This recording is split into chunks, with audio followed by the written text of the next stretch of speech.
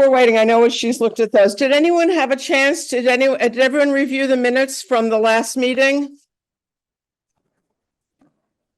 Yes. It Okay. looked okay to me, Laura. Okay, very good. Anything, and I'm sure, and Pat reviewed them and she had a couple of edits all right, so should we, we'll wait for Mike to come back so we have a quorum. Should we just approve those and then I can send them to Teresa to post them?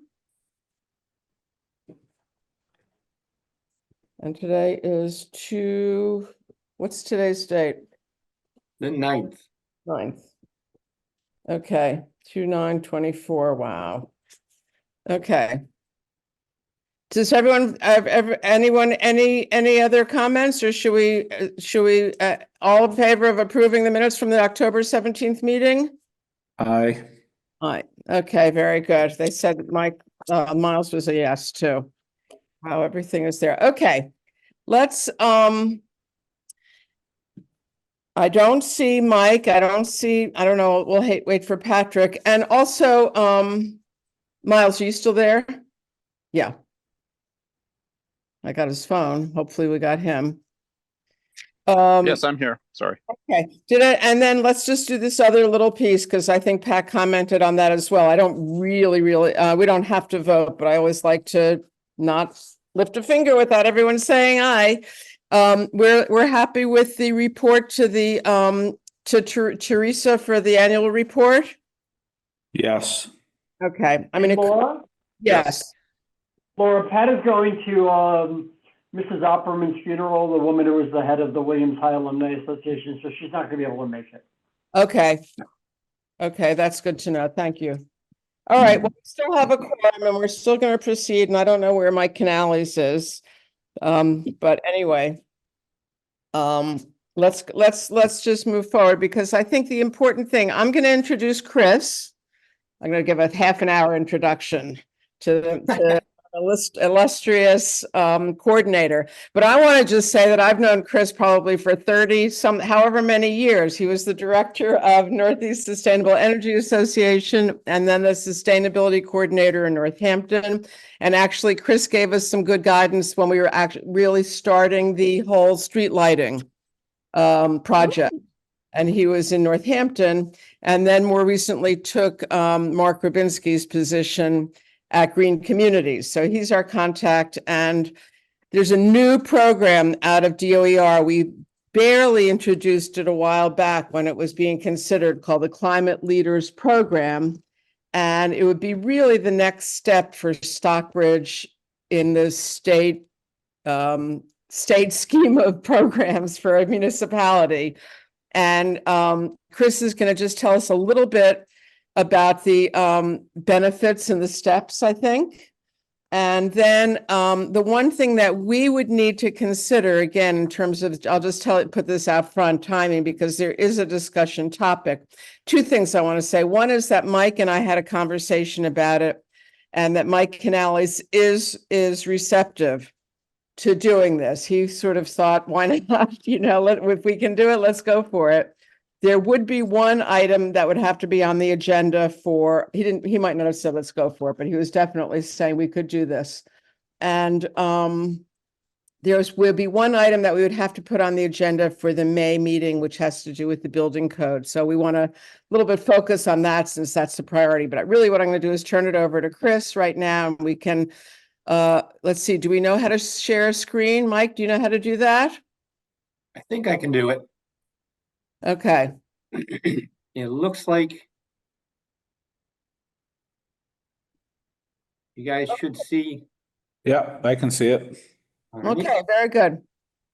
And if I go into slideshow mode, you guys can still see that, right? Yep. Yep. Very- Excellent. All right. Okay. Thank you, Laura, for the introduction. All that history.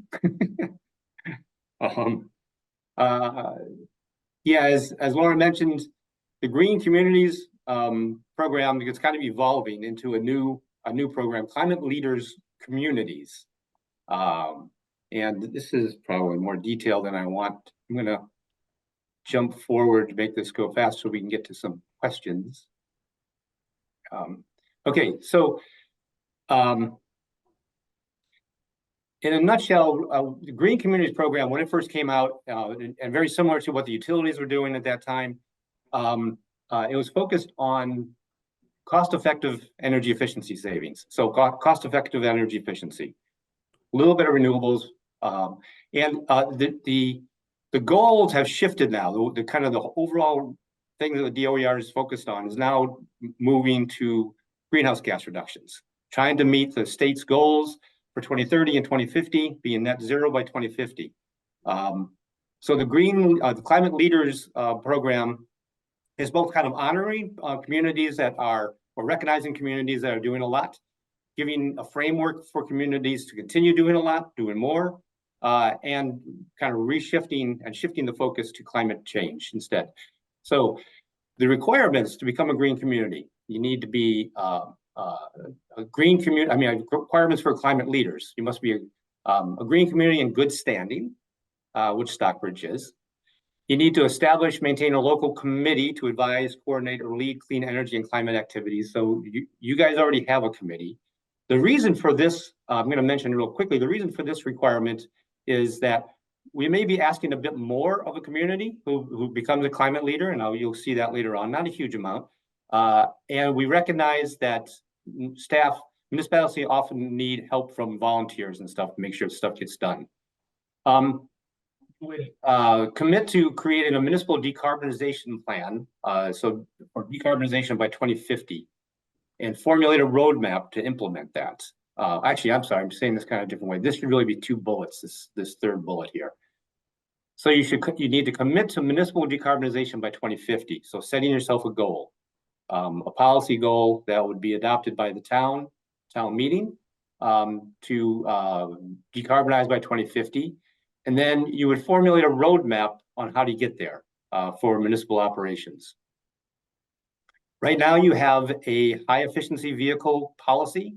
You would add to that a zero emission vehicle first policy. So anywhere where you could buy an electric vehicle and it would work for you, you would do that first.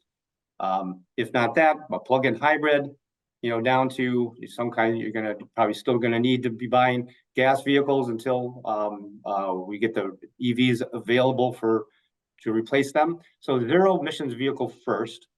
And then you need to adopt the specialized stretch code, which is kind of a small addition to the stretch code itself that tilts the playing field a little bit more towards electrification. I'm going to go through this and then go for questions and answers, but if you have any kind of clarification questions, feel free to jump in there anytime. So unlike the Green Communities Program, climate leaders are going to be recertified every 3 years. So to do that, you demonstrate meeting the certification requirements. You have to stay current on all the requirements. Update your roadmap. That's going to be, there's going to be more and more information coming out. So it's a good time every 3 years to update the roadmap. And then implement one community engagement best practice. And I'll have a slide on that at the very end. But that's going to be, so not just municipal buildings, but actually trying to help your community do something. And so there's a wide array of things that we are going to accept for that. And we would also accept ideas from the community on how to do that. The carrot in here isn't so much more funding, but at the moment, the grant funds you get through the Green Communities Program are limited on what we allow you to apply for. A few of them to mention, like solar on a municipal building, or maybe seed funds for a clean energy climate coordinator.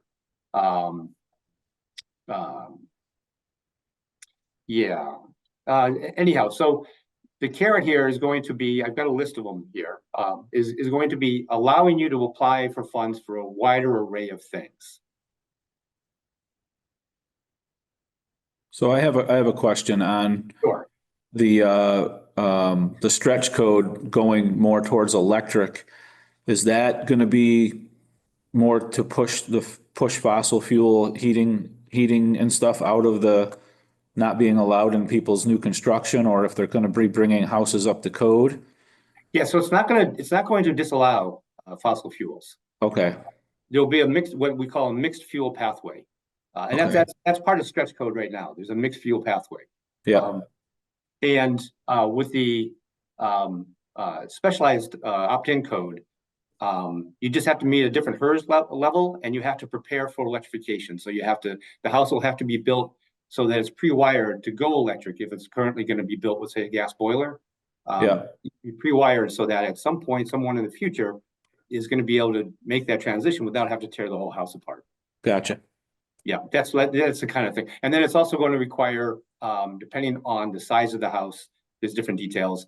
It's going to require you to have PV. If it's a large house, you're going to have PV that actually covers your full load over the course of a year. So basically net zero. Yeah.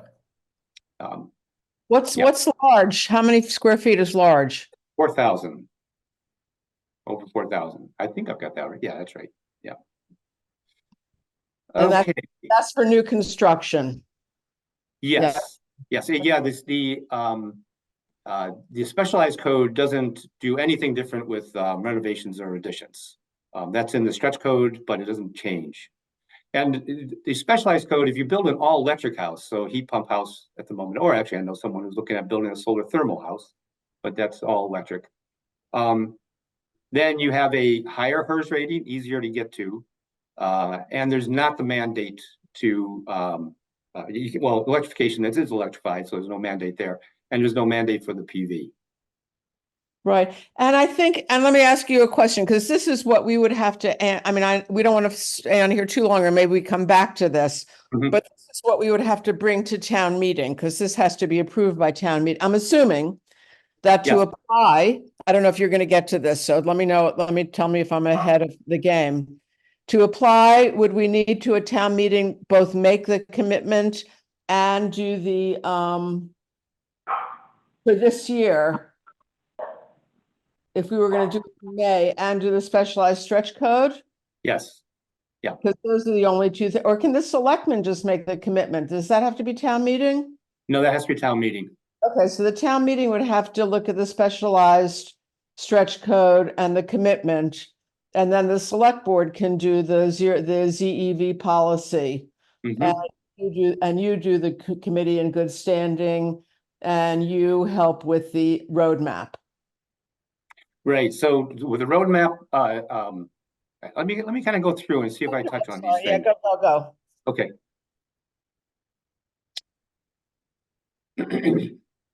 Okay. What is a green community in good standing? That's basically you're doing what you're doing right now.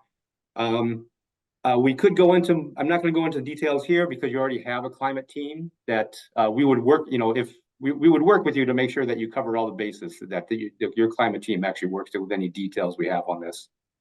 Okay. It's more, this is the slides up here because, communities could, if they wanted to start working like with a not-for-profit or something, so it doesn't have to be just a volunteer team. But you've got your team already. So the Clean Energy Climate Resolution, the Climate Action Plan, these are different ways that you might do the decarbonization commitments, or it could just be a policy commitment that the town adopts through town meeting. The roadmap is going to be looking at your municipal facilities and vehicles and just trying to give you some guidance on how do you move all of these things to electrification over the next couple of decades. That's, that's the zero over time, with the idea that the state is pushing to clean the electric grid. And so as you electrify, then over time, you're going to be decarbonizing as well, because the state's going to be becoming greener. The electric grid's going to become greener and greener. And it's going to be aimed at like end of life HVAC equipment. If you're doing a building renovation, a roof replacement, some kind of, so it's going to be looking for those target points or trigger points with your capital improvements, trying to make this as easy as possible, but it's going to take you time over a number of decades. Chris, could you give us an example of roof replacement? What that would trigger? And sure, it's not so much it triggers a good one word. Opportunity is another. So if you're gonna replace the roof, that's often a really good time to add a bunch of insulation. Insulation, okay. Yeah, so you know, Not- you not might have, not necessarily solar. no, but you know, that might be something you consider also, depending on the building. If Right, this is a okay. place where you want to put solar to prepare it for it. It's just, Right. you know, it's a major capital improvement. You're gonna tear something apart. What can you do to move your building towards a decarbonization, you know, to decarbonize in some way? Thank you. Sure. This slide is just kind of showing that it's not linear, it's not so much cyclical either, but it's going to be like spiral. You're going to be looking for your targets, identifying how do you get rid of your fossil fuels, how do you prepare your buildings by working on the building envelopes over time, so that when you do switch over to electric, you're not going to have a huge heating load or huge electric cost. And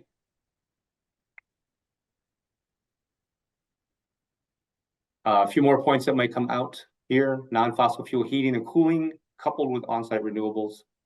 To develop the roadmap, we are currently looking at hiring a couple of contractors that will be able to provide a grant of services. You sound garbled to me. Oh, okay. Okay, good. Is that better? All right. Yeah. I'm going to move myself a little bit closer. So the DOER right now is selecting a few contractors that will help communities. There'll be a program opportunity notice. There'll be an application process. And if you are selected, then we will provide a grant of services to help you come up with a decarbonization plan. I can say that even though that pond is not out yet, so I can't say for specifically what we're going to ask you to provide to request this grant of services. Towns that are showing a real active involvement in becoming a climate leader community are probably going to be the ones that are going to be selected. So just mention that. The decarbonization plan will be kind of phasing this through the different decades. That top level up there, reduce emissions from on-site fossil fuels. That's largely the state's electrification of the power grid. The fourth row down, energy use intensity reduction. That's largely you working on your building envelopes, energy efficiency. It's trying to reduce your load. And we're, you know, got some percentage aiming there. The two middle ones, light duty vehicles and heavy duty fleet vehicles.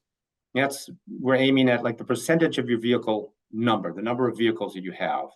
And looking at over time, you're going to gradually replace them all with zero emission vehicles. And with that total is the idea that you'll get there. Here again, I'm just kind of mentioning battery electric vehicles first, plug-in hybrid electric vehicles after that, hybrid electric vehicles after that. Most fuel efficient internal combustion. You're back to the same vehicle, high efficiency vehicle policy that you already have. Again, not a requirement, but looking for that first option moving forward. Adopting a specialized code, right? It has to be by town meeting.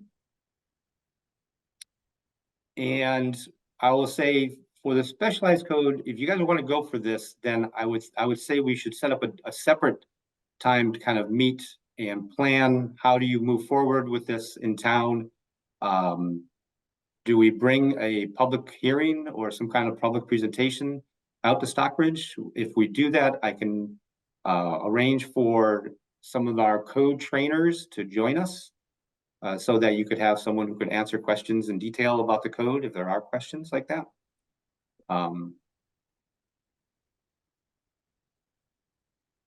Right now, just looking at the code, the whitish looking communities are still in the base energy code. The light blue are the folks who are on stretch code. And the darker blue are communities that as of when this map was made, which was January 2025, I'm sorry. December of last year when this map was made. those are the communities that have adopted the specialized code. Here's some of the best practice roadmaps. So you can see the top categories there: clean energy and climate policy planning. You could do something like that. Additional green zoning, land policies, promoting carbon sequestration, building benchmarking for your commercial establishments. You could be that, or you could choose instead from community engagement. This could be like a heat smart, a solarized program, some kind of outreach to our youth, education, clean transportation and mobility, putting in enough EV chargers for community to be very comfortable with driving an EV in their area, school bus electrification. And then, like I said, if you have other ideas, particularly if there are other ideas that there are other programs that are being offered someplace else that you think this is a good idea, we should bring it into Massachusetts, something like that, we would be open to that. But we'd be looking for each community to run one of these types of things every 3 years. Okay. All right. Okay, and as I mentioned, it's not going to be an increase. Oh, I see 300,000 a year for roadmap assistance. That's the pond that is going to be coming out, and it should be coming out sometime this month for communities to get help with the roadmap. And that's about it. You can't apply for that until we've are certified, right? No, you can't. I mean, you need the roadmap to become certified. I mean, So, I thought we applied, and then if we were accepted, if we met the requirements, then we would apply for the roadmap funding. nope, the roadmap is one of the requirements. And so if you're going to apply before you're certified, and I assume that the program opportunity notice is going to give you an opportunity to say, we've got the warrant on town meeting coming up for the policy and for the specialized stretch code. We're doing this kind of outreach, kind of going through the rest of the points, kind of showing that you're actively moving on that. Okay. Here's our buildings. This is what we need. You can make an argument that you are the ones that should get the money, or you should get this grant of services to help with the roadmap. Okay. Yeah. What kind of services are covered by that roadmap assistance fund? So it's really going to be looking at your buildings and your fleet. The fleet is rather straightforward. It's going to have someone who kind of knows what EVs are out there and give you guidance on these EVs could probably be replaced. You probably have options for these vehicles that you have. These we'd expect options coming down the future. But if you're looking back at that every 3 years, you're going to keep updating which vehicles might be good for you guys to use that'll fit your needs. So that's one kind of straightforward. It's just someone who's got who has knowledge of what's coming down the pike in the EV world. The buildings piece is going to be a very high level look. So they're not going to send auditors in there and do a deep audit on each building, but they are going to identify the kind of things that each building is going to need. Is this building going to really need a lot of insulation? Is it going to need? Is it looking pretty leaky, and you're going to need to do a lot of air sealing?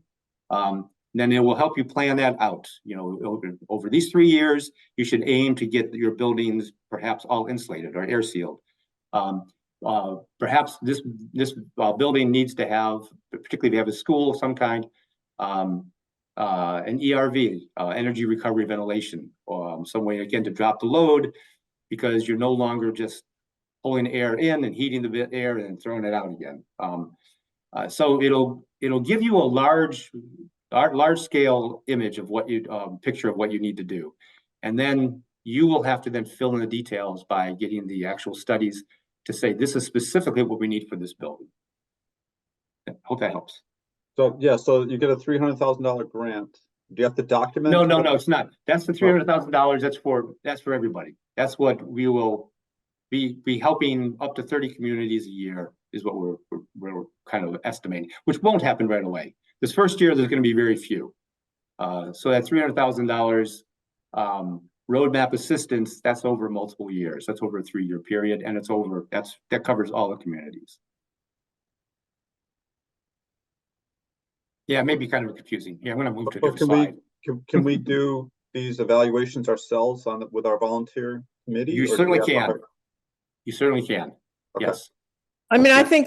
I think that it really, I don't think it's sort of like right now we had an energy reduction plan where someone looked at every building and we have that as our kind of our guide to how we're going to reduce our energy by 20% in 5 years. Mhm. I think this is sort of doing that, but from an emissions perspective and from a how do we get off fossil fuels. So it's looking, so it's like, we're going to do a deep energy retrofit of the town offices. Well, there's all the there's all the historic stuff, probably not. But, we know we have to we have to change from the gas boiler to all the heat pumps and just going building by building by building and saying, what's the fossil fuel usage? How could that be electrified? When would be the appropriate time? And is there more opportunity for energy efficiency? Yeah. So Lauren, you think we can do that in-house with our own staff and volunteers? We probably could. I would rather get someone else to Oh. take a look at it because I wouldn't feel qualified to do that. I don't know when equipment is going to, naturally turn over. I mean, I don't think it's be maybe that costly, but I think it would be better to have someone from the outside look at it who's doing that for a lot of buildings and has a good, both the engineering and the sort of can look at what are all the, the check off things that you have to look at to come up with a plan that DOER is going to approve. Right, okay. That's what I would think. And Chris, do you provide those services? No. Okay. Yeah. No, I work for the DOER, and Okay. I have probably enough knowledge of HVAC and energy efficiency and building science to be dangerous. Yeah. Uh-huh. So you definitely want to go get the actual engineer to, or the contractor, the in-depth knowledgeable contractor to give the estimates. Or Mike Buffoni. Yeah. I mean, I think that person would have to talk to every building manager and sort of see what's on their on their plan now for the upgrading or the space or whatever they're, build big renovations so that and I think when I think of this, I'll just go back. You're going to say something, why be a climate leader? I'm going to go back before that. I would say that to me, this is really about almost consciousness.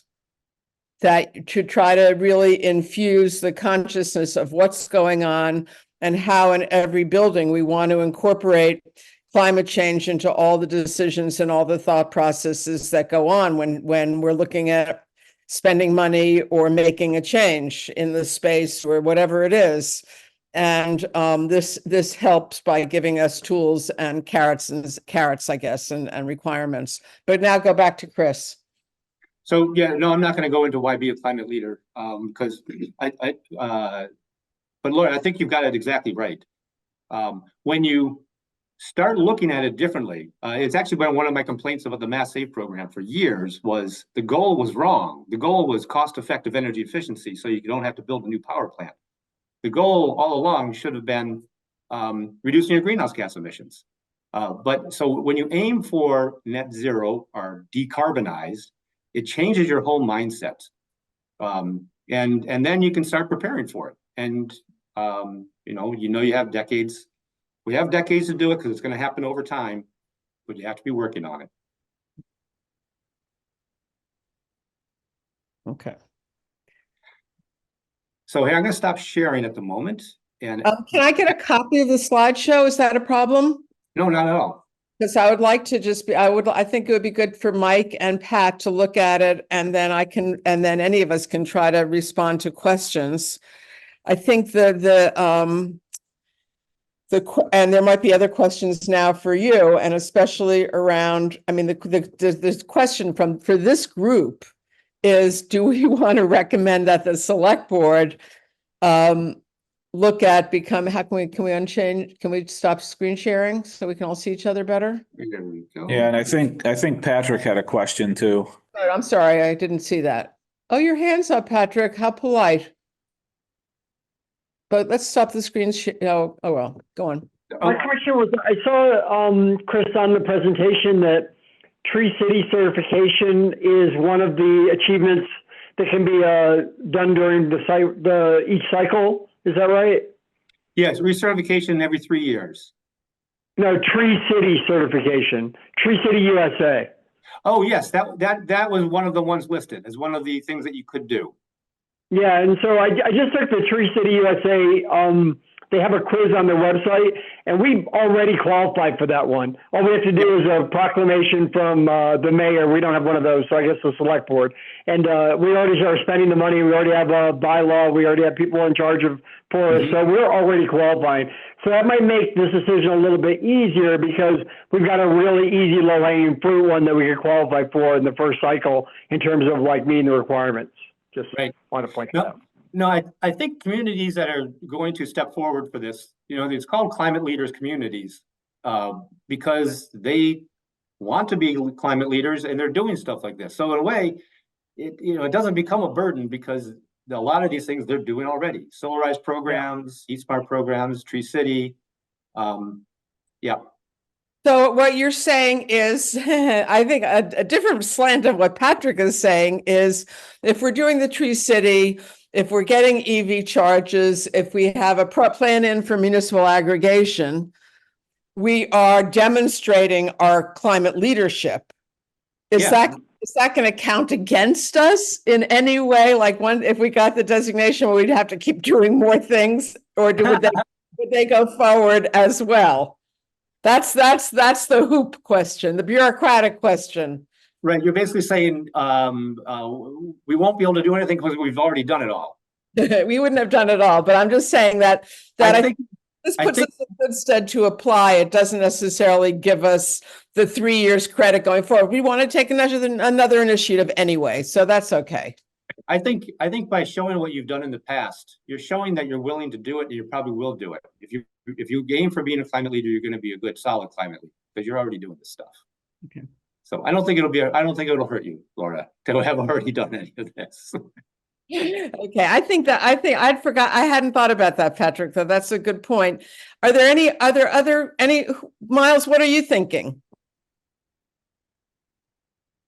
Sorry, I'm thinking already about the planning process and developing the roadmap and identifying improvements along the way. And I think this team here, as well as the building inspector and all, maybe we have to hire some experts, but I think we got a lot of good knowledge on this team as well. But Mike can also make that decision, I'm sure. Right, and it doesn't, and if we have someone from the outside that's a resource, I mean, they can use the whole team. I mean, and they're not gonna be working without us. Right. I mean, it's just really, I wouldn't want to take the responsibility or have the time, or I don't have the expertise, definitely, when it comes to those kinds of things. And then there might be historical commissions or things that Mike Buffoni knows about, what are there uses that you can't really replace fossil fuels with electricity, or which ones are harder, or what are the capital improvements and those kinds of things. Mm-hmm. Mm-hmm. Oh, Mike, when did you get here? I've been here for a little while. You just couldn't see me because of the screen share. Oh, great. Okay, so you heard most of the slideshow. Yeah, I missed the beginning of it, but yeah. Oh, very I saw good. quite a bit of it, yes. Okay, Mike and Mike, do you have questions for Chris, or what's your I don't want to say knee-jerk reaction, but what's your gut reaction? What are you thinking? My gut reaction is net zero or zero emissions 100% in 26 years is a little scary to me, be honest with you, especially with large fleet vehicles, and knowing what our uses are, and but it's 26 years down the road too. But I don't know when was it 2030 to have 50% of our large fleet? I can't remember the date that was on there, the year by. I mean, that's only 6 years away. And I don't know if I'm thinking big trucks that, tow heavy equipment around and spread salt and plow. And that's the thing that pops into my head instantly. And, we have we have the heat pumps that are in the water plant that work okay in the wintertime, but we have electric heat that has to subsidize that, and it costs obviously money. But anyway, it's a little, it's like you say, it's a knee-jerk reaction without having any more. The big fleet stuff is what worries me, and excavators and tractors and the fleet, the big trucks. That's just, they're not there yet, I don't think, in that kind of. And another big thing is can the grid even handle all this stuff? I know that there's a lot of, I know the electric guys really well in the area, and there's quite a bit of upgrades that need to be done. That's another kind of scary thing to me. But as we go through it and get more information and learn more about it, that's my knee-jerk reaction, I guess I'd say. And I'd say from what I've read on this and seen on this is that, it is an incremental approach. We don't know what's going to be down the road. So, you've got to be aware of that. I mean, the advantage that we have as far as buildings is really we have 3 major buildings. That's all the town has as far as municipal buildings. We have a couple smaller fire stations located, but we have 3 major building complexes. And overall, we have a small fleet. So, we've already tried to start switching over our police force to hybrid, but boy, that's been tough just because of the demand on hybrid cruisers. Has been really hard to get them right now in the last couple of years. So hopefully that changes in the near future.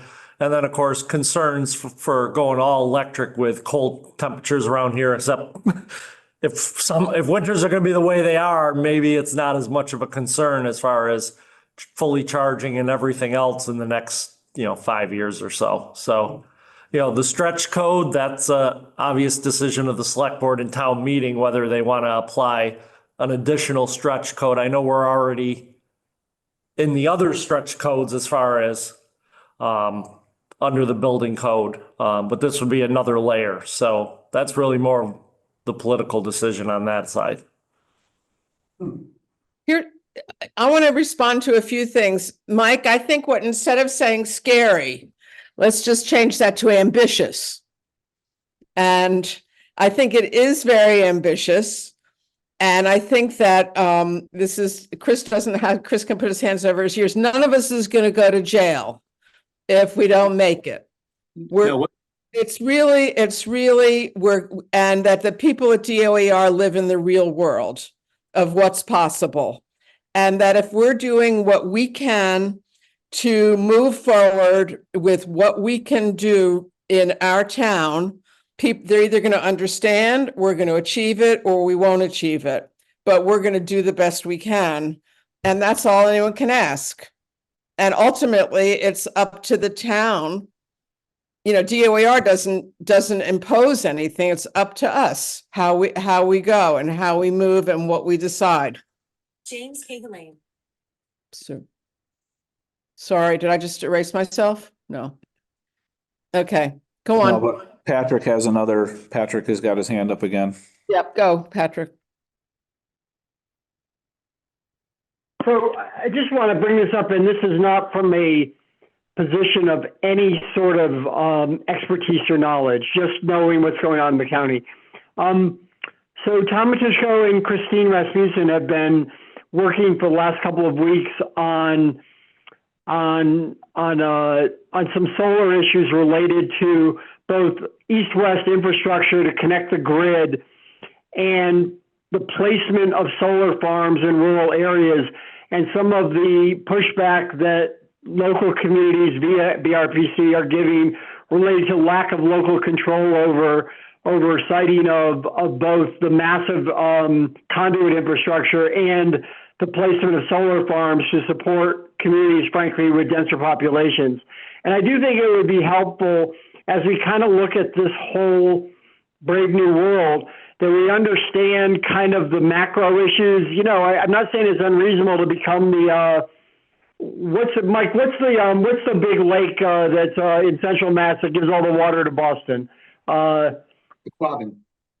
The Yeah, Quabbin. the Quabbin. Quabbin. I'm not saying it's unreasonable for the Berkshires to become the Quabbin of electricity for more densely populated areas, but as both a local resident and someone in leadership, I certainly want to know, what sort of guardrails on open space and on sort of local beauty, I guess, and all the issues around, kind of what makes rural areas rural that we're going to have. I'm not articulating one side or another. I just have heard this from BRPC recently, and I think it might be helpful for us to understand what their thoughts are, as part of the process to evaluate this. So this actually, I've experienced with this one because in North Adams, before we had a solar bylaw for commercial, some land was getting bought up. One was built that you can see the solar thing built on the mountainside from the hairpin turn. And we ended up putting in a solar bylaw there because there were places in Boston looking to get the solar credits that were looking to buy up hundreds of acres of forest to cut down in order to put up solar farms. So in the quest to get electrified, are we causing damage to areas like this around the natural beauty and natural resources that we have? It's going to be a balancing act, but I don't think being a climate leader necessarily impacts that. It's just something to be aware of. Yeah, I don't think the climate leader really does. It doesn't really talk about land use in that sense, as this is really municipal operations. Yeah, I mean, the electrifying the grid is going to be happening whether anybody becomes a climate leader or not. That's where the state is going. And I guess growing pains isn't Mike, I want to get back to you about your heavy duty vehicles. Growing pains isn't the right thing. Maybe we'll call it transition pains. I think there will be transition pains. Maybe we've got here set the goal, and this is really a decarbonization. It's just an outline, a plan. It's a roadmap. It's not a commitment. It's a commitment to look at it. Your vehicle, your zero emission vehicle first policy is a commitment to look at it. But if 20% by 2030 is too aggressive, and the vehicles simply aren't there, well, then no community is going to buy what's not available, and it'll have to come in later. So I think Laura was right. It's a roadmap. It's a mindset, is a big part of it. Kind of acknowledging that climate change is real and going to be heavily intrusive and impactful on us. And so if we want to avoid this, we have to kind of get everybody moving in this direction. So this is an opportunity for towns to say this is where I'm going. the one thing that I was going to add, where I think a town board needs to get engaged, or I would love to see a town board engaged, is the zoning board. Or, where more like they're looking at these, when there's programs and projects, that they're really incorporating this zero emissions into whether it's a law or requirement, or at least a mindset that they start to really take it on in their consciousness, is all I can say, in the planning process, so that it can extend a little bit beyond municipal. Well, the building code does. But as they start to think about that, oh, have you thought about solar? Oh, how is your house sited? Oh, how is this happening? I mean, that's where the zoning, especially for buildings, is important.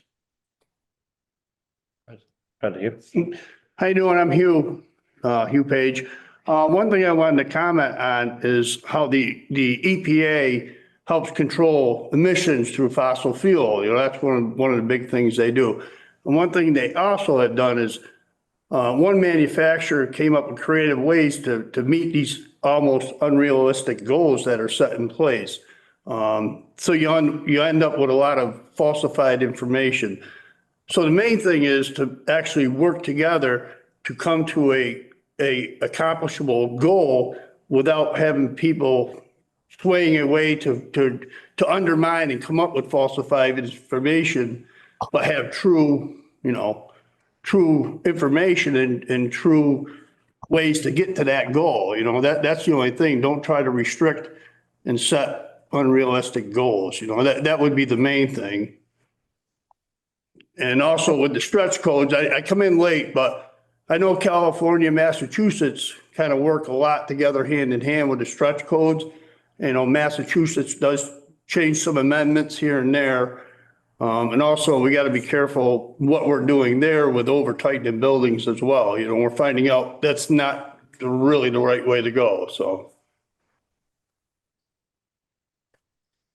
Well, the idea of the decarbonization plan is basically to try to do what you just said, to identify what's, you know, where does it make sense to make the transition? When do you actually invest in your buildings, in your vehicles?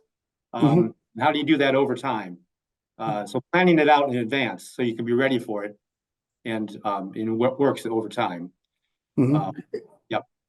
Yeah, exactly. I almost carry that same theme or principle or idea. For example, with snow and ice, someday the state's going to come in and start regulating how we handle snow and ice. I think personally it's coming. So when they come in and try to educate us, I want to be there with numbers and, you know, hard, you know, facts to help educate the educators, if that makes sense. You know what I mean? I don't, you know, if they come in with a whole list of ideas, if we're already implementing some of the ideas and say, well, geez, this works, that don't, you know, now all of a sudden you've formed a bond with somebody that's, you know, actually got hard numbers and you work together to make them improvements, you know? Yeah. That makes sense. I think Yeah, that makes a sounds lot of sense, Hugh. And I think that, I mean, we have as a rural area, we have our concerns and our priorities, and we know we have dirt roads and we have, you know, we have issues with salt and wetlands, and then you have public safety and you have, you know, there are issues that pertain to the smaller, and we don't have a lot of people. We don't have extra manpower to do a lot of this stuff. So we have our, This is nasty. oh God, I have to decline that. Wait a minute. So anyway, just to say that we have a lot of, and I think we have the Western Mass attitude of people not coming in and telling us what to do. So I think all of those things, and I think people hopefully are sensitive to that, and the regulators are, you know, and then if there's something that we can't do, we just say we can't do it. I don't know, Chris, what were you going to say? No, I agree. I mean, I agree with it on, so what I was going to say is, you know, what he was pointing out is ground truth. It's like I maintain the roads. I know where the ice builds up, and, you know, maybe you could do something with, you know, kind of modifying how you de-ice the roads or something. But the ground truth is what works in my community. And the ground truth is, if there's not a vehicle ready, you know, available, then you can't buy it. And, you know, as you can see with the Green Communities program, we had the high efficiency vehicle mandate, and police vehicles were exempted. And we were about to take them off being exempted because there were hybrids available. But supply chain problems showed up right before we took them off. And we turned around and said, no, we're going to keep them exempted for a few more years. So, you know, DOER is, you know, is looking for that reality. So we would look for that from the communities. What is the reality here? Yeah.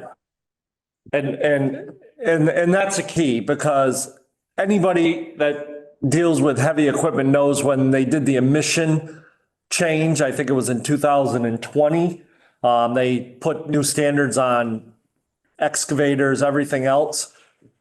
I'm gonna tell you, town spent an enormous amount of money on repairs because it would kick off your system if your emission wasn't work.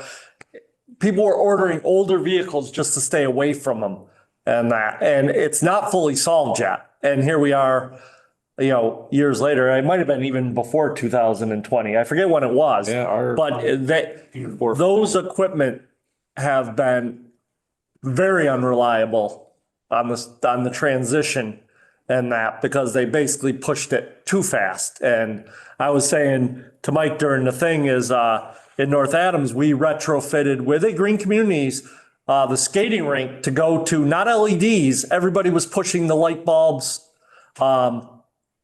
Was a halogen between, I forget, we had incandescents, we went to whatever it was. And then within 2 years, we got another grant because everybody said you couldn't even get the parts for them. Those other lights were gone. They did not work. It was technology jumped on too soon, and LEDs far surpassed quickly those. And then we had to do it again. So as long as we're understand that, yeah, we need to take the steps, and these are guidelines and aspirations, I would say, Laura, right?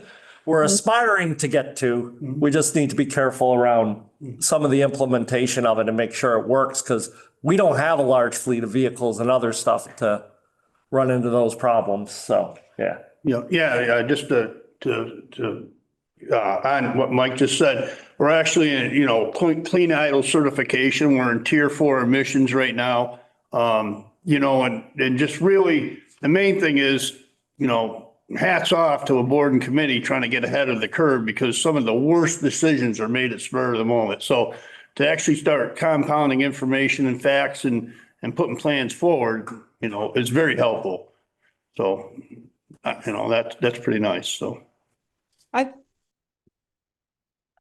Well,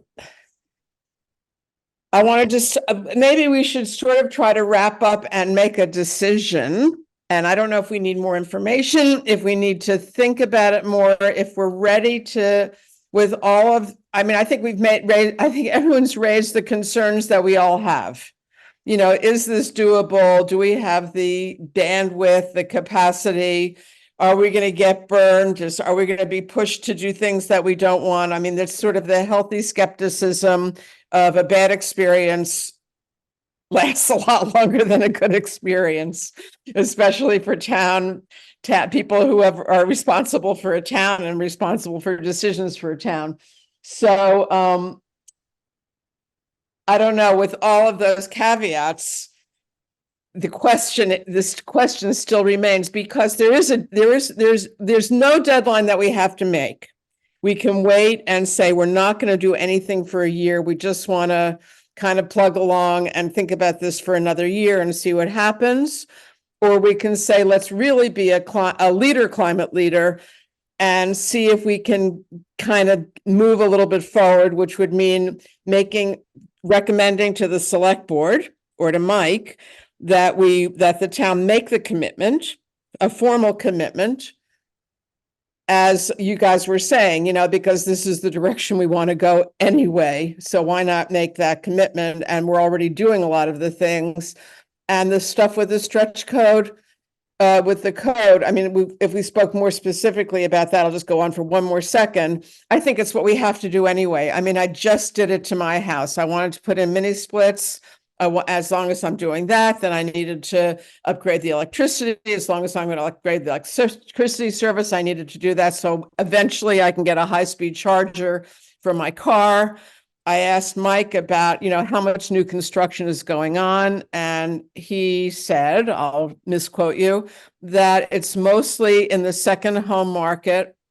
And it just seems to me that when a building lasts for 50, 100 years, do it when you're making the building. It doesn't require fossil fuel. It doesn't require electrification per se, but let's get it ready so that we're ready to do that. That's the time to do it. Anyway, those are my thoughts. So I would say I'm very willing to recommend to move forward, but I don't want to be ahead of the committee. Other thoughts? I think I like the idea of being part of the dialogue, and I think being a leading climate community, you're more of a part of the dialogue. You are going to hear more about what's going on, and I think that benefit slide that Chris showed us speaks very positively. I think the town would take to those kinds of benefits for being a leader, but you never know. That town meeting, I guess. All right.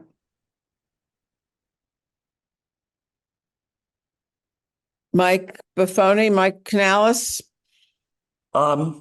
Yeah, I don't think, I mean, it sounds like the roadmap piece is something we have to do first. So whether or not we go after that to just begin the concept of moving toward it as a climate leader. And yes, it is a select board decision and town meeting decision on what to go forward, not mine. And do we have, and who's missing? Just Pat? Is it just Pat that we don't have with us today?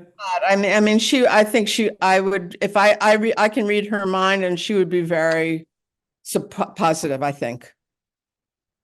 She's bold. So Chris, we can move ahead with the roadmap as part of our consideration to become a climate leader, right? It's not. So to become a climate leader, you do need to develop a roadmap. Just the state is going to provide grant and services to help towns do that, but you don't need to do it that way. You could do it yourself. That's true. We're expecting towns to come in either June 30th is a deadline, and I'm not sure if we'll have any towns come in this next June 30th. That's very tight. There might be some towns who just basically have everything lined up already in advance. Or December 30th, I think it's more likely we'll have towns coming in then. So timing wise, what are they going to? So you need a decarbonization roadmap by then. I mean, I think the idea of a decarbonization roadmap is just a really good idea.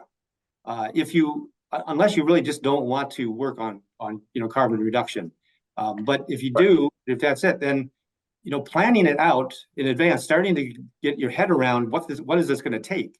What kind of money am I talking about? And preparing that over the next number of years, 27 years. I think that's just a really good idea.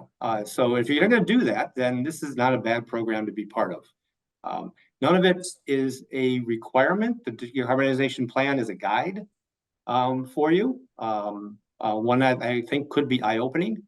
It's going to, and Mike Buffoni, I totally agree. There's going to be a learning curve to this, and not all of it's going to happen as fast or the way we think it is. But an example of the state is behind this. The state really does have a very strong goal to decarbonize the electric grid. What was the example? Oh yes, for the and so Mass Save, which used to also be just high efficiency, cost-effective energy efficiency, they are pushing decarbonization now. For the first time, Mass Save is providing an incentive if you build to code. So if you're building a house to the stretch code, you can get $15,000 as an incentive just by building to code. So Mass Save is shifting. It's no longer just building to something that if it's beyond code will help you do it. It's actually now giving money for that, and that's because the whole state is going in this direction. So it's not all laid out. There's going to be missing pieces. There's going to be towns making sure that their forested land is identified as a solid resource that needs to be protected, and set aside. Here's the places where you could put the solar.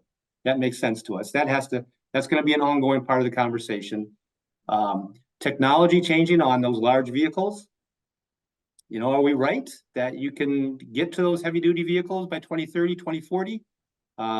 If we're wrong, well, then we're just not going to be addressing climate change. So it's just but it's a flag in the ground on what to aim for. If you're going to try to actually impact, to reduce the impacts of climate change, it's the kind of goals you have to set, and then you have to set up some kind of a plan to get there.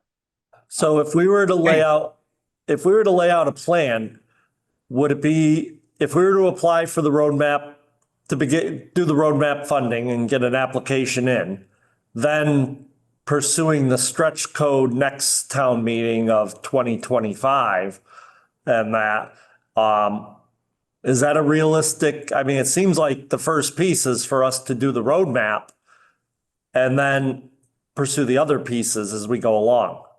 Yeah, you could do them all in parallel, or you could sequence them, or you could do it all in parallel, whatever makes sense for the town. I'm just thinking to bring up that stretch code vote at this year's town meeting in May seems a very short time period to get Great, then sure. And what I'm saying, Mike, is you could do them in parallel. You don't have to sequence them. All right. But when you're ready with all of them, then you can apply for it. So absolutely, if it makes more sense in May of 2025. I think the only way that would impact you is that, the timing of when you became a climate leader community.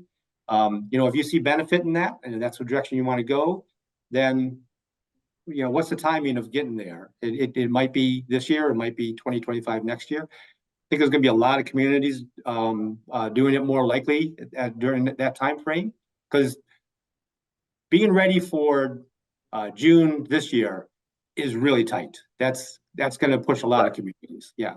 So I could see aiming for June next year, or maybe December if you have a special town meeting in the fall.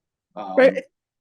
The question I have is more the one that you raised, that the roadmap grants are going to go to the towns that have demonstrated the most commitment. Most likely, yeah. That's my sense of what we would be looking for. Yeah. So I'm just wondering, again, more strategically, I understand the piece about kind of a push to get the stretch code passed, but in terms of applying for funding for the roadmap, would it be important strategically or whatever for the town at town meeting to have made the commitment to be a climate leader to reduce its emissions? And then get the roadmap and then look at next year to doing the building code. You know what I mean? This is more just in terms of grant strategy. I'm not following how we're asking town meeting to be a climate leader. It's getting in the climate leader program. So I would think that the first thing we need, it seems to be, my impression was, number one, roadmap. What do we need to do? What does it look like? How would it affect our buildings, our fleet, our everything else? So that then when we bring the stretch code as the next piece to a town meeting in the fall or next spring, then we would have that information. Then we're asking the people to do the stretch code. And then after that, we're applying to be a community climate leader, which would put us on track to be doing that for June of 2025. And that, because Chris, I think you even said it'd be a stretch for us to get to it by this June. Right. So, but you may have missed on the beginning of the presentation, one of the requirements for climate leaders is for the town by town meeting, to adopt a decarbonization goal, which, quite frankly, in a nutshell, is saying we are going to stop burning fossil fuels by 2050. So that that could be the very first thing that you do is have the town. I did miss that. So, yep. All right. So that fills that in. So I guess I would just say to Laura and Miles and the rest of the committee members is whether or not, does having the roadmap help us sell that, or do we think we can just present that as is? I would leave that to the Green Committee to decide if they think they can go. I did miss that. I apologize. I will miss that part in the beginning. I just think that we're in better position to get a roadmap grant unless sequentially they work opposite. If the town demonstrates by a town meeting vote that they agree that we want to move forward on climate change issues as a town. I mean, that's really, it's the will of the community. I can tell you that in whatever it was in 2000, when was it? In 79. I think the town voted, this is way back when, that we wanted to pass the mayor's initiative to go back to the 1990.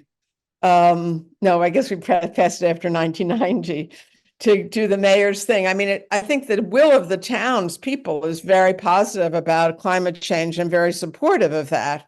And it's really saying that this is, we're expressing a desire for the town to reduce its greenhouse gas emissions, but in line with the state policy. And then we're going to proceed on a timetable to become a climate leader and get these grant benefits and move towards look at the stretch code and all those things. But that's my thought. I want to kind of defer to you guys on what's realistic, and to Chris on what's strategic or what you think the state is going to really be looking for. I think you, I think you have it right, Laura, that, I mean, obviously, it's good for you guys to kind of think through what's the best way forward, which different steps should you do, in what order to get to climate leader and to ask the community for the support.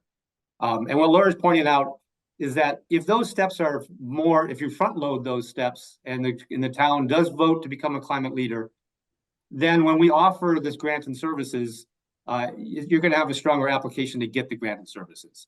If you're going to do your decarbonization roadmap yourself and you don't need the grant and services, then that kind of takes the the pressure off. You could say it changes the strategic way forward. Yeah, now that I understand because I missed that first part, right? It makes sense for this year's town meeting to have a vote to support that. Step 2 would be going after a roadmap. And then step 3 would be the application to become a climate leader because we've completed the steps that we need. So yeah, it seems like you would be asking the board this year to place an article on for that first step. And like I said, I missed that. And that was what I missed in the beginning. Yeah. And then, Mike, I think the only other thing, whether it's at a special town meeting or next year, would be to look at the opt-in, the building code to require that they be electric ready. Yeah, correct. Right. That would be the 4th step, 3rd step, and then climate, right? Okay. Vote, roadmap, stretch code, become a climate leader. And we could probably pull this off in the next year. Exactly. But starts first with a vote of the selectmen to put on this year's town meeting to get the ball rolling. I think that's, go on. I was going to mention, so the specialized stretch code, voting for that, it's actually a very small piece that's added to the top of the stretch code. It basically says if you're building all electric, so if you're building a really tight house to code, to the current stretch code, that is heated with heat pumps, all electric, and you don't have anything inside burning fossil fuels, then the specialized code doesn't add anything else. It says you've done everything you need to for that. If you are burning fossil fuels in the house someplace, then you have to reach a little bit tighter house. You have to build your house a little bit tighter. You have to pre-wire it so that it can be converted to electric, and you have to have a certain amount of PV put on there, depending on the size. That's kind of in a nutshell. So it's really just kind of tilting the playing field towards the electric, and then on top of that, that all electric house, that's going to be that house is going to be able to go after the the Mass Save $15,000 incentive. So there's benefits to it. There's both carrots, carrots, and I guess carrots and a requirement to actually tighten up the house if you actually burn fossil fuels. It's not that big of a step. And that was for houses over 4,000 square feet, right? Well, there's requirements for both up and down. I mean, I'm trying to give you to it in a nutshell here. Gotcha. Okay. Yeah. So you really should, I could bring to you. We could set up another meeting, and I could actually go over the specialized stretch code in more detail, in preparation to say, because you probably want to, hold some kind of meeting, a public meeting before you bring that to town meeting. Yeah, I agree. That's going to be, people are going to want to know what they're going to be, if they're going to build or renovate, or, for renovation triggers that or whatever. People are going to want to know that for sure. It's money. Yeah. And because it rolled out, because the specialized code is rolled out, it has been rolled out at the same time that the stretch code updated. There's a lot of confusion out there on what's part of the specialized code and what's actually already in the stretch code. So what have you already adopted?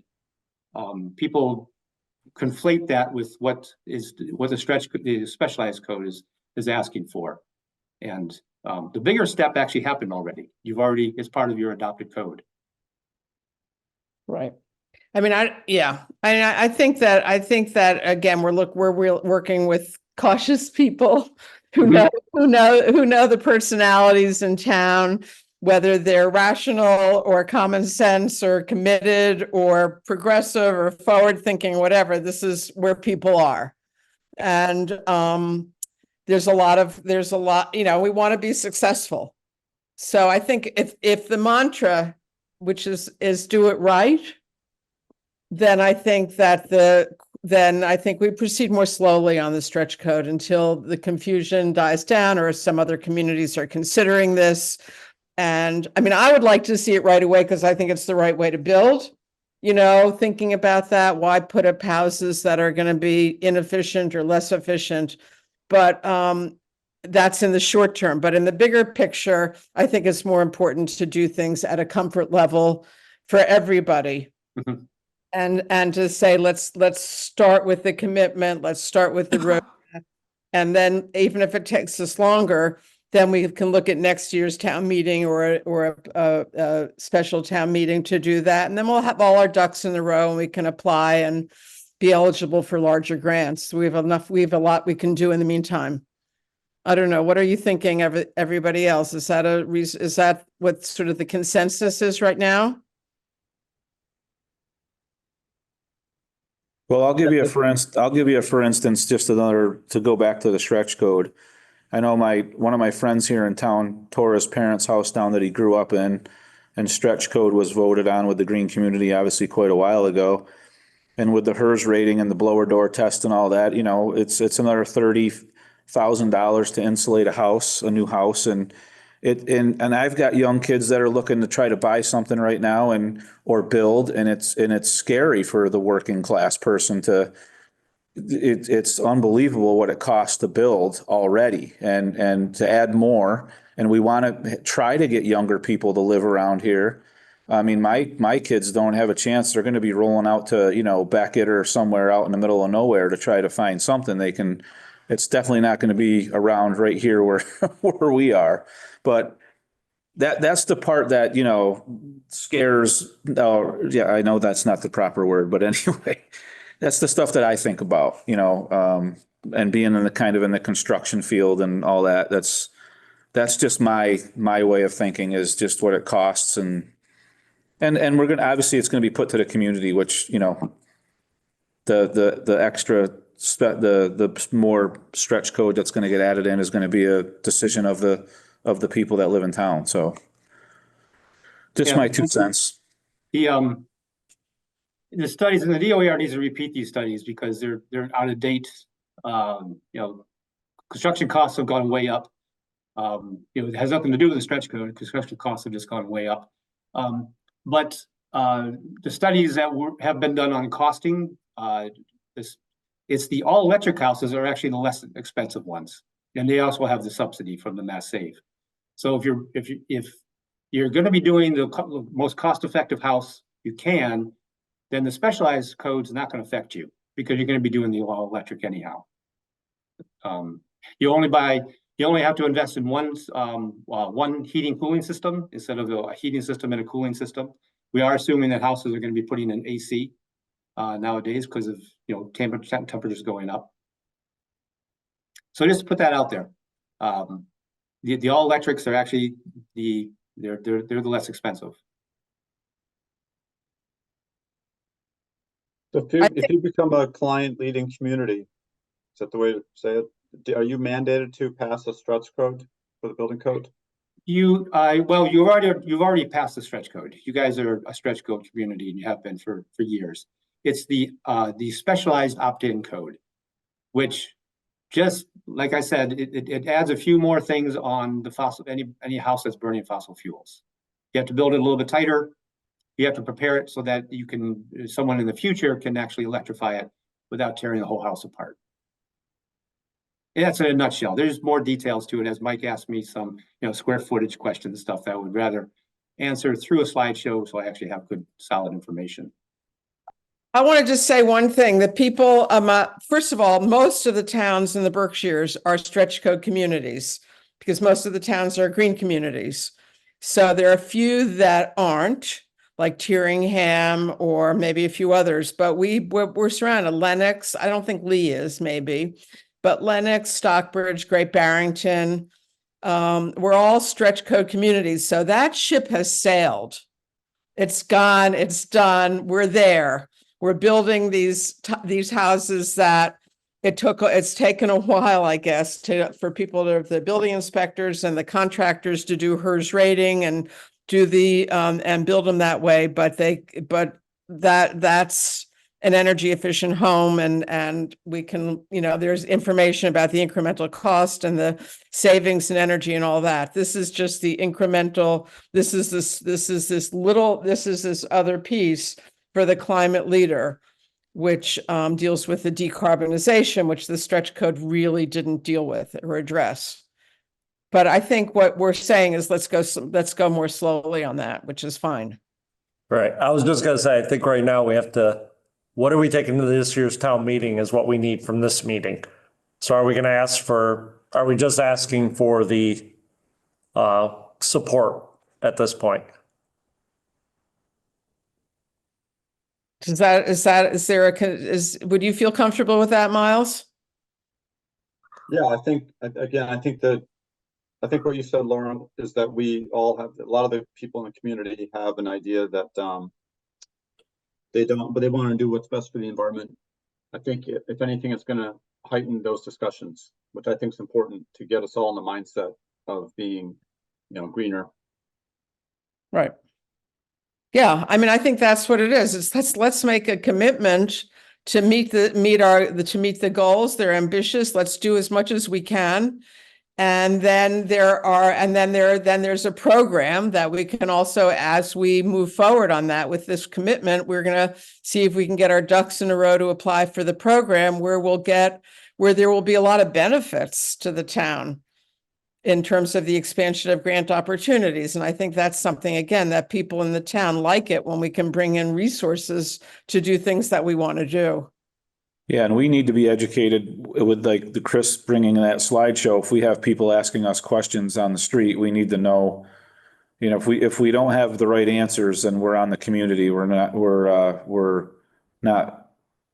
can't convey the information that we need to convey. We need to be a little more educated on all this for sure. So I think the Chris mentioned the slideshow on and obviously the townspeople are going to vote on this, but everybody's going to want to know what they're voting for. So we really need to know, what to tell people, obviously, and bring forward. So I think that the next slideshow would be a helpful thing as well.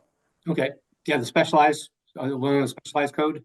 Yeah, I mean, if the town votes for it, everybody's going to want to know what they're voting for. We're going to need to be, I think, educated, unless everybody thinks different. But I think we need to know people have questions. We got to know what we're talking about, Right. Yeah.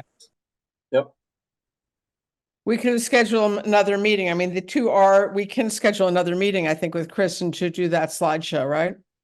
Yes. Yeah, there's actually two levels of I can bring a presentation on the specialized code to a meeting, and we're paying some code trainers to actually give presentations or be there for Q&A. And I would probably want to save that for if you actually had a public meeting. But if you wanted to have a meeting for the climate committee, then I would guess to give that presentation on the stretch code, the specialized code. Okay. And then you could plan on doing some kind of a public hearing at some point. Right. You guys would be more informed. You would understand where it's coming from. But you then give the community a chance to ask questions, and we'll have code expert there to answer those. Okay. Sounds good. Well, let's entertain a motion that Mike bring to the select board a recommendation from this committee that we put on the town warrant, a commitment to, that the town makes a commitment to decarbonize its electric buildings, whatever the wording would be, by 2050 as achievable. If it's achievable, if that's what the state's goal is. Is that a articulatable enough motion? Yeah. Patrick, as a select board member, do you have any response to this? We still want to know what you think. I think it's great. I mean, I think you guys are doing good work, and I'll defer to your judgment. Okay. I think it's good that, I think it's great that you saw the slideshow and that you're here for the conversation. It's much, much appreciated because it just gives us a reality check on where the select board might be, or where one person on the select board might be.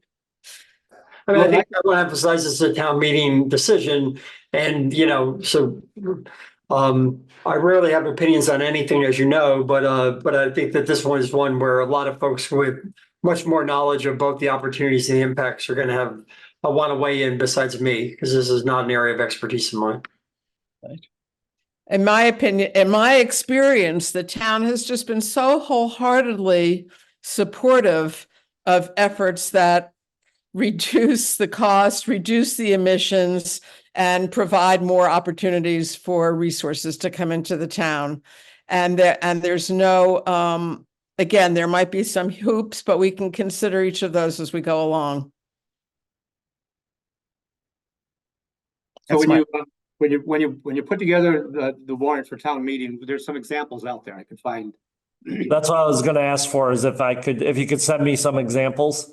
Yep. I will incorporate that in, create it, bring it back to the Green Committee, and that if the Green Committee right now votes to proceed. Yeah, that sounds great. Does that sound good? So should we have all in favor of making that recommendation to the select board? Aye. Aye. Aye. Okay, very good. So we'll do that. Mike will take it to the select board. Can you send the example warrant articles to us all? Sure. Yes. Okay. Do I have everybody's email? Is that on the? Yep, it's on the email to everybody. You can do that. And then Mike and I can work out, well, I don't know if it makes a difference which article we do. I think Mike will pick out the one, or we can all weigh in, but they're probably pretty similar. Yeah. I mean, I think we want the most, well, I don't know. We'll look at it. It's gonna be pretty straightforward. Yeah. There's gonna be a lot of whereases and then a pretty simple, Yeah. policy statement at the bottom. Whereas this is a problem, we want to make a commitment to work on it. Yeah. And I think it's great. I think we have a lot of work to do, and this will give us a good, I like it because it is an incremental approach. We just do things as we do them, unless we can get the resources to do them as they make sense for the town. And then we get more information along the way. But that's me. All right. Mike, I don't know if we want to have it. Well, we'll look at scheduling another meeting. Maybe we'll work with Chris to just so that we're more informed about the specialized code. We're not going to bring that up at this year's town meeting, so it's not we don't have a deadline on it. But I think the idea of getting more information is good to do that.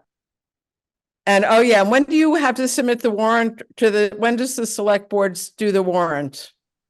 We have plenty of time. We're talking mid-April is when I try to have it completed by. Okay. So if we get a copy of that, that should be no more than not even a day's work, just to modify it to Stockbridge. If we get a couple examples, it's pretty simple. Okay. So we can work out the timing. I can come to a select board meeting with you if you like, or any and all of us. Yeah. I'm thinking if we get it, we could probably bring it to either the first or second meeting in March. I don't see why we couldn't bring it for the first one if we can get a couple examples from Chris. Yeah. Okay. Sounds good. That gives us a couple of weeks. We'll put it on the agenda. Hopefully the select board will go along with that. Then we'll have that at town meeting, and then and in the meantime, or before or after, whenever that comes out, we can apply for money to do the climate plan, the roadmap, right? Grant of services. The grant for services. We're going to apply for. Grant We're going to get served. Right. We won't give you money. We'll give you. Oh, you're going to give us the service. That's fine. It's like the MVP program. You're going to provide us with a consultant who's going to help us. Right. That's perfect. All right. Anything else for this meeting? I know, Pat, at some meeting, I think we want to well, anyway, Mike, I want to just ask you, have you had a chance to contact National Grid about replacing the downtown lights with LEDs? No, I haven't done that yet. Okay. I think we'll talk about that at our monthly meeting, but we want to but I know that this is your heavy duty period with the budget. So I'll see if there's anything that I can help with. Anything else, guys? Should I say thank you all so much? I can't, I can't, I can't do it without you. You're the people who know what's going on in the town and have your pulse on the sentiments of the townspeople and the town buildings and offices. So it's really appreciated, your time and your thoughts. Should we? Thank you. Thank you, Chris. Thank you. And the same thing. We're really, as I say, I think this division of DOER is enormously responsive. And, I know you've spent a long time preparing or planning on this program, and hopefully, it's rolling out. Hopefully it's going to be successful. Yeah. I think that's good. And you guys, I think everybody in your team is really, shows, like, again, you live in towns that have to do this stuff for themselves. So it's not like I live in an 1838 house. you know what? I live in an 1838 house, built in 1838. Yes, I know what this stuff's like. Yeah, so that's good. And then to see how everything also fits together with Mass Save and what we can do. It's all good. Okay, I think we did well. I'm going to sign off. I'm going to submit the minutes. I'll try to write up some draft notes from this meeting. They'll probably be pretty brief. And then we'll schedule another meeting with Chris and everybody's schedule, maybe in a month or so, when to try to look at the just to have get more information about the stretch code, the specialized optic code. Yeah. Anything else? I'll send you some resources. Okay, thank you, Mike, for making it today. It's so great, Miles. I hope everything worked out. So see y'all later. We're leaving. Thank you, Laura. Charge. Thank you. Okay, bye.